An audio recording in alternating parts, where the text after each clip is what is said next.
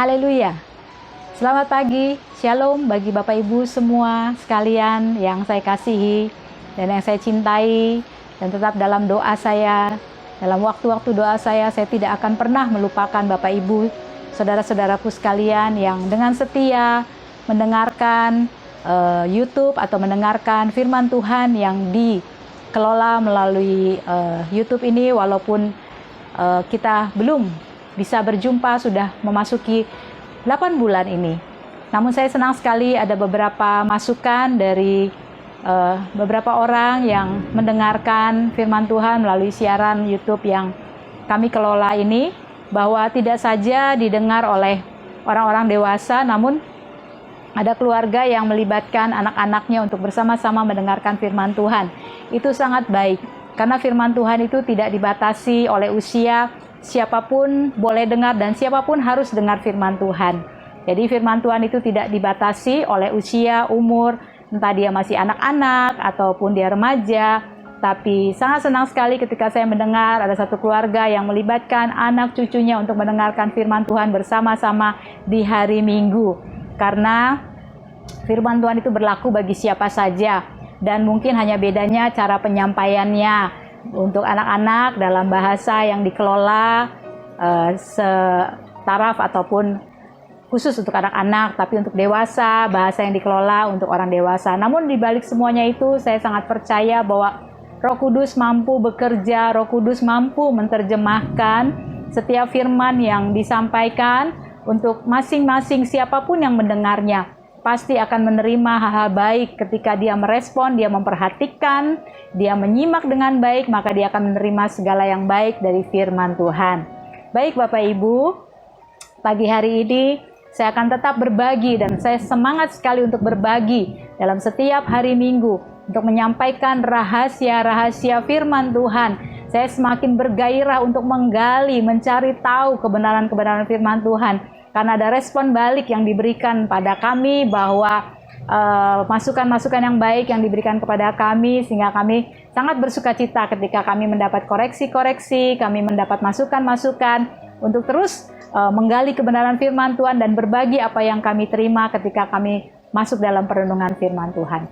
Pagi hari ini mari kita sama-sama mendengarkan firman Tuhan. Saya mau bagikan satu judul firman Tuhan. Judulnya seperti ini, bahwa Tuhan tidak meminta apa yang tidak kita punya. Tuhan tidak pernah meminta apa yang tidak kita punya.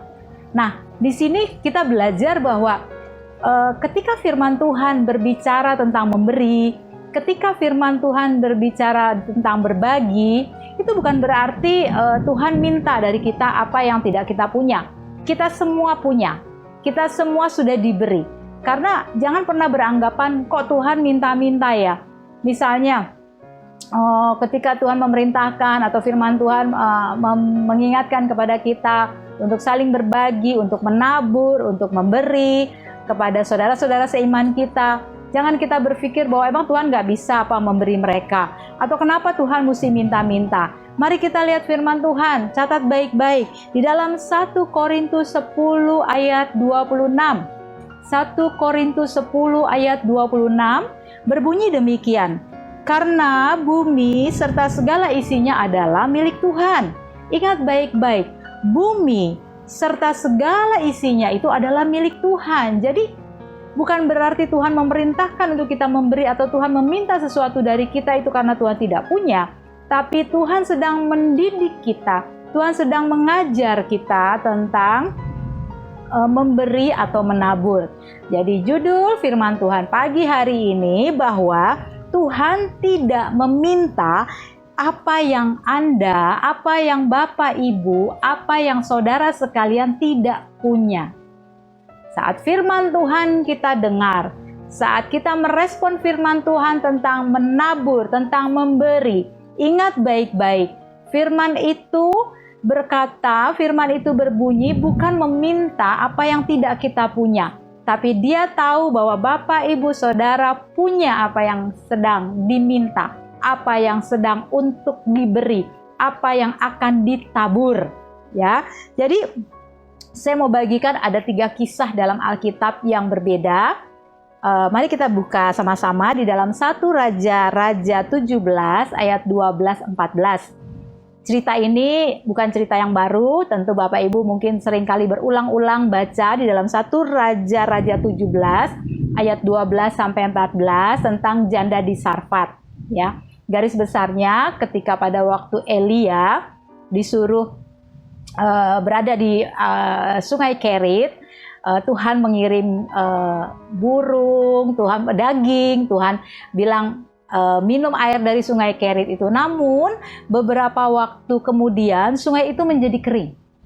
Dan pada waktu sungai menjadi kering, Sungai Kerit itu menjadi kering, tentunya Elia nggak bisa mendapat minuman lagi ataupun tidak bisa melanjutkan hidupnya, berada tetap di Sungai Kerit. Dan Tuhan berbicara untuk Elia pergi ke Sarfat, satu daerah.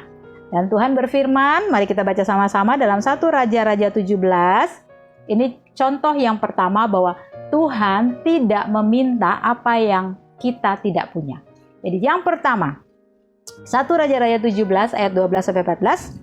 Perempuan itu menjawab, ini kisah kelanjutannya ya, ketika Elia datang, kemudian Elia masuk di gerbang wilayah Sarfat.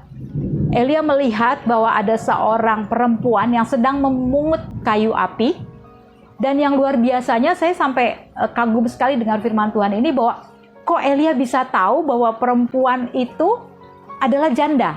Padahal yang namanya daerah atau wilayah Sarfat itu tentunya banyak sekali, mungkin ada banyak janda di sana. Tapi ada satu janda yang ditunjuk, yang dipakai oleh Tuhan untuk Elia berbuat sesuatu bagi dia. Dan itu luar biasanya firman Tuhan. Jadi begitu Elia masuk gerbang wilayah Sarfat, dia melihat seorang perempuan yang sedang memungut kayu.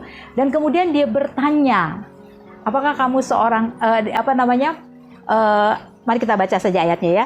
Jadi kita baca, dikatakan bahwa pada waktu Elia masuk ke gerbang, kemudian dia melihat seorang janda yang sedang memungut. Kemudian sesudah Elia bertemu dengan seorang janda itu yang sedang mengumpulkan kayu api, dia berseru kepada perempuan itu ya, di ayat yang ke-10-nya, dia berseru sama perempuan itu, katanya, coba ambil bagiku sedikit air dalam kendi supaya aku minum.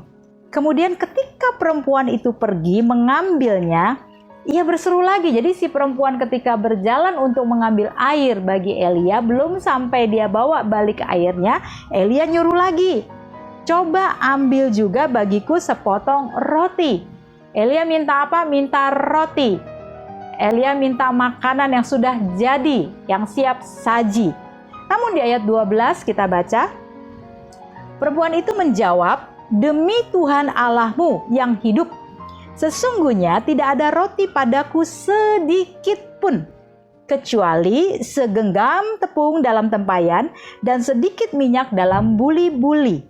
Dan sekarang aku sedang mengumpulkan 2-3 potong kayu api. Kemudian aku mau pulang dan mengolahnya bagiku dan bagi anakku. Dan setelah kami memakannya, maka kami akan mati. Elia minta roti. Tapi janda ini berkata bahwa dia nggak punya roti, tapi dia punya segenggam tepung. Nah, ini contoh yang pertama yang saya mau bagikan, bahwa Tuhan tidak pernah meminta apa yang tidak kita punya. Janda ini sangat miskin. Tapi apa yang Tuhan maksud dari firman Tuhan ini? Bahwa yang pertama, janda di Sarfat, ketika Tuhan memerintahkan untuk bertemu dengan janda tersebut, Tuhan minta sesuatu dari janda tersebut. Yang pertama artinya, Tuhan meminta bukan untuk memiskinkanmu. Tuhan meminta bukan untuk merampas atau mengambil apa yang sedikit, yang cuman segenggam tepung dan minyak dalam buli-buli. Bukan cuman itu. Bukan ingin memiskinkan si janda itu. Bukan ingin menghabiskan apa yang janda itu punya, yang cuman sisa dia dan anaknya makan, habis itu mati. Jadi ingat baik-baik, ketika Tuhan meminta kepada kita, kita harus punya prinsip. Kita harus catat baik-baik. Saat Tuhan meminta apa yang ada pada kita, bukan berarti kita tidak punya. Dan bukan berarti ketika Tuhan minta kita langsung jatuh miskin. Gak ada orang yang memberi Tuhan itu orangnya jadi miskin. Gak ada rumus seperti itu.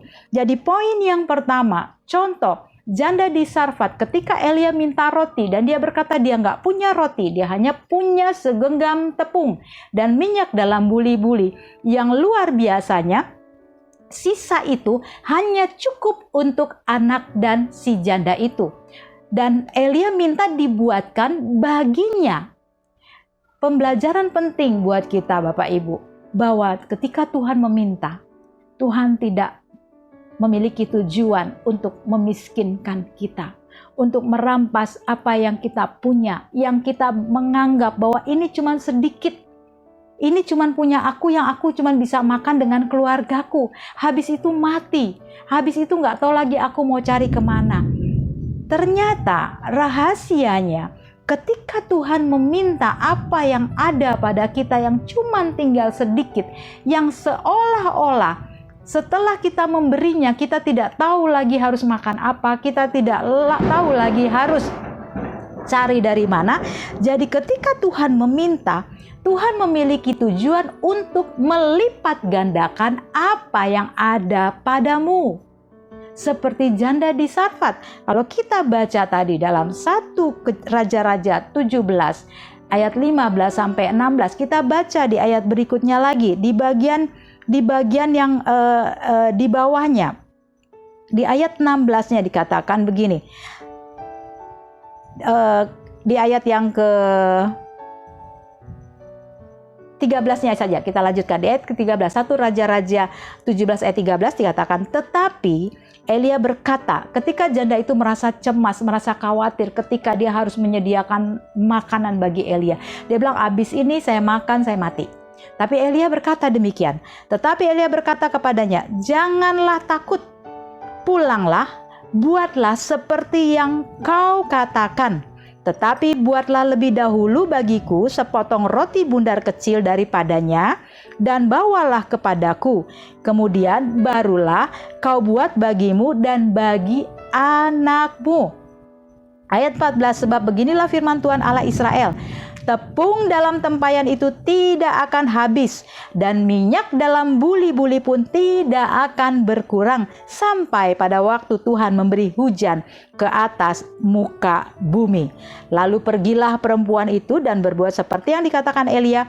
Maka perempuan itu dan dia serta anak perempuan itu mendapat makan beberapa waktu lamanya. Ini rahasianya yang perlu sekali kita pahami baik-baik Bapak Ibu.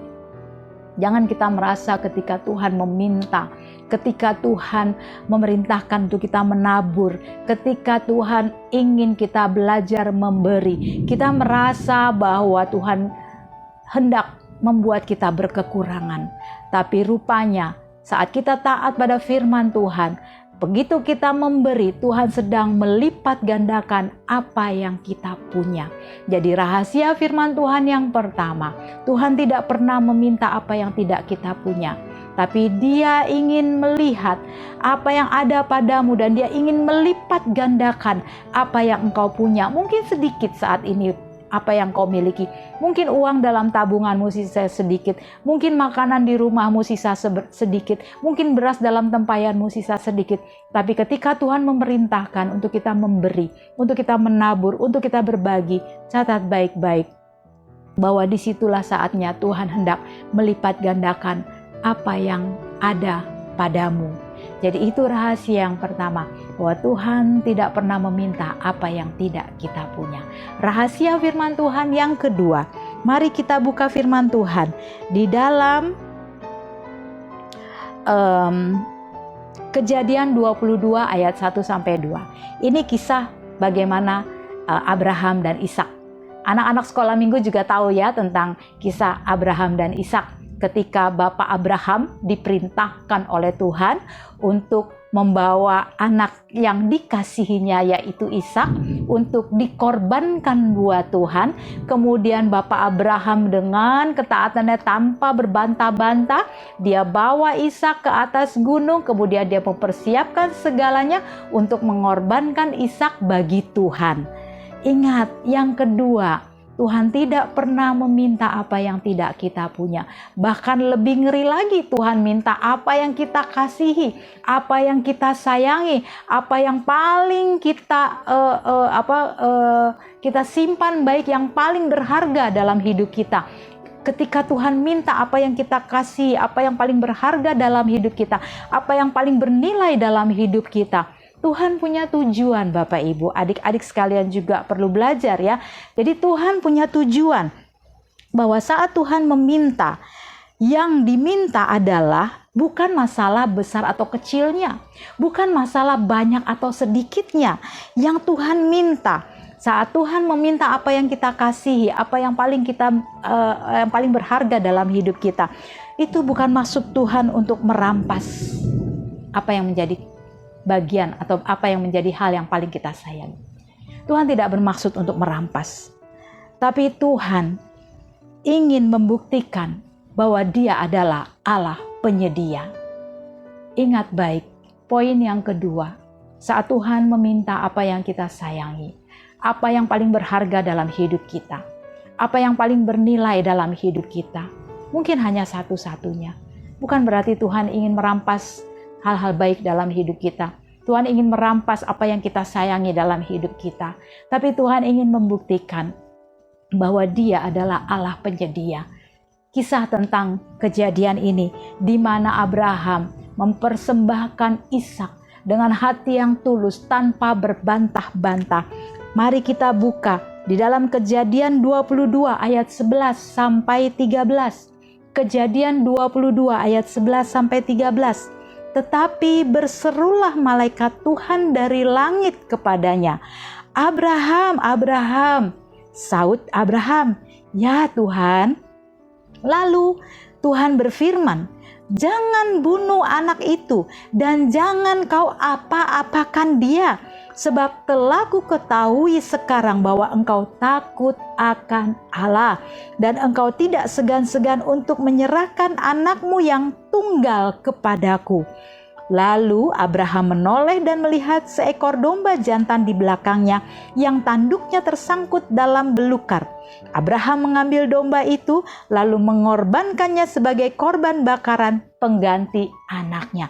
Rahasia yang kedua, Tuhan tidak pernah meminta apa yang tidak kita punya. Dan ketika Tuhan meminta apa yang kita kasih, apa yang kita sayangi, apa yang berharga dalam hidup kita, bukan berarti Tuhan ingin merampas kebahagiaan kita. Bukan berarti Tuhan ingin merampas apa yang kita kasih.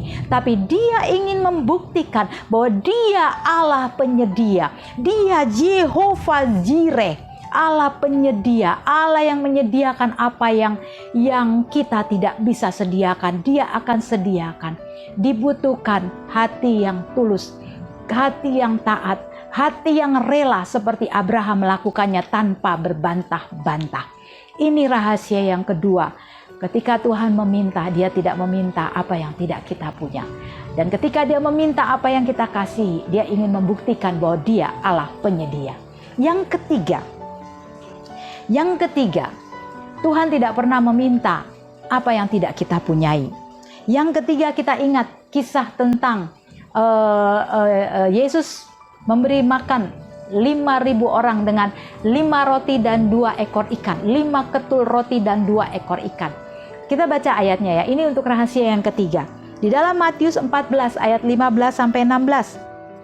Ketika menjelang malam, murid-muridnya datang kepadanya dan berkata, "Tempat ini sunyi dan hari sudah mulai malam. Suruhlah orang banyak itu pergi supaya mereka dapat membeli makanan di desa." Jadi ada banyak orang yang mengikut Yesus karena mereka ingin melihat mujizat Tuhan.